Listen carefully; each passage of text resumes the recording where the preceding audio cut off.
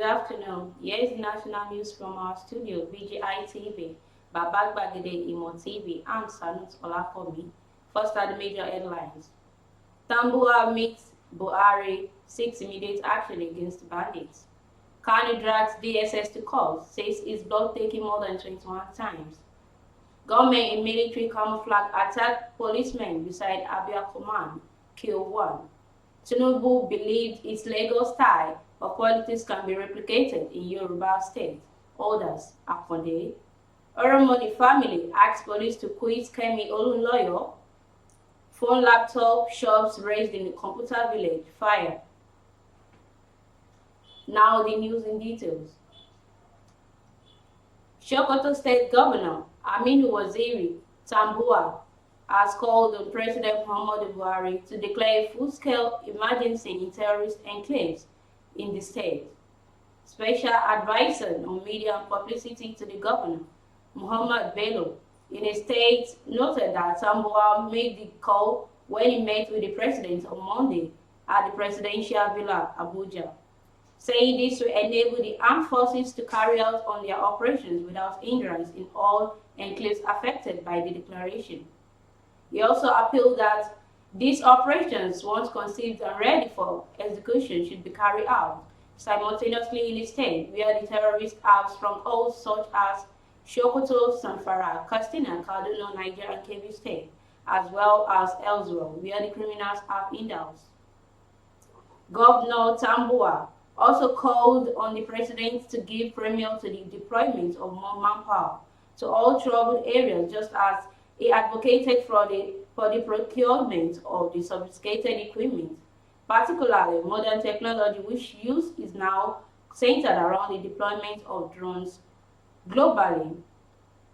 And the DSS drags to court by Kanu, the detained leader of the indigenous people of Biafra, IPOB Nnamdi Kanu, on Monday, dragged the Department of State Service, DSS, before the Federal High Court in Abuja, accusing it of grossly violating his fundamental human rights. Kanu, in the suit, he filed through one of his lawyers, Mr. Maxwell Okpara, alleged that a doctor engaged by the security agency had extracted his blood over 21 times. The IPOB leader bemoaned that despite an order of the court, he has neither been allowed to have a change of clothes nor to practice his religion in detention. Seated as respondents in the suit, Markley, are the Director General of the DSS and the Attorney General of the Federation. The suits were supported by an affidavit of audiencing that was deposed by Kanu's younger brother, Emmanuel. Briefing newsmen shortly after he filed the suit, Okwara said when he visited in DSS detention facility last Thursday, the IPOB leader complained to him that he suspected the doctor extracting his blood to be a quack. And the next news is government in military camouflage. Government in military camouflage yesterday attacked policemen near the Abia State Police Command headquarters in Umuahia, the state capital, and killed a policeman. The victim, an inspector of police, was a guard in front of the headquarters located along Bengde Road when the government struck off about 1 a.m. He was said to have mobilized his colleagues to engage the hoodlum who fled by the superior firepower of the police. It was further learned that the hoodlums could have inflicted more damage to the police headquarters if not for the quick reaction of the policemen on guard. Giving details of the attack, the State Commissioner of Police, Mrs. Janet Adwede, informed that the bandits who attacked the state governor headquarters came in military camouflage through the chalk. Tinubu believes his Lagos style. Akode said his gesture has made Tinubu often called his displeasure each time he trivially assumed that the political culture of totally cosmopolitans Lagos was a perfect replica of those other cultures of the rest undiluted communities of Yoruba land and of Nigeria at large. Akonde revealed this in its autobiography titled my participation unveiled in Lagos recently. Akonde, however, said Tinubu always absorbed its angry political tantrums as old-fashioned and with decorous snobs. According to Akonde, while others hate his God and fear his grievances, he cherished the enormity of the quickness of his way and marveled at the largeness of his art for smart arguments.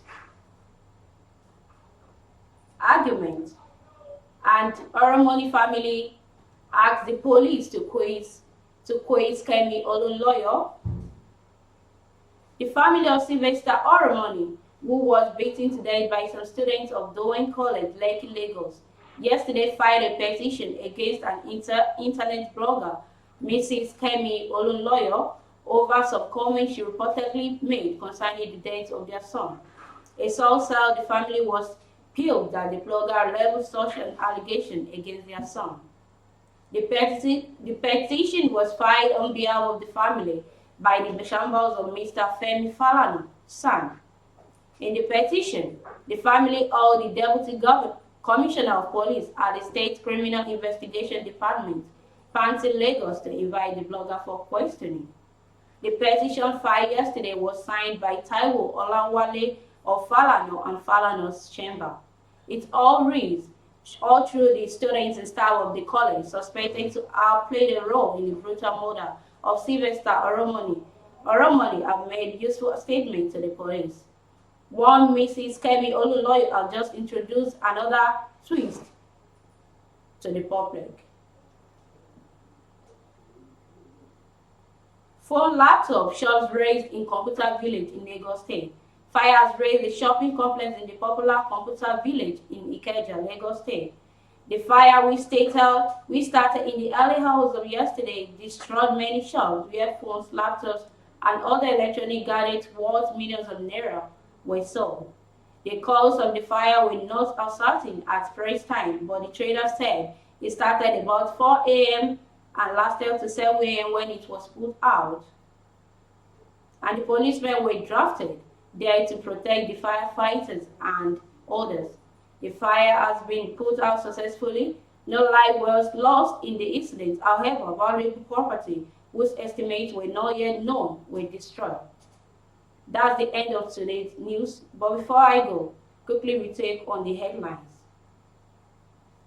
Tambuwal meets Buhari seek immediate action against bandits. Kano drags DSS to court, says his blog taken more than 21 times. Government in military camouflage attack policemen beside Abia Command, kill one. Tinubu believes his Lagos style of politics can be replicated in Yoruba State. Others are Akonde. Oromoni family asks police to quiz Kemi Olunloyo.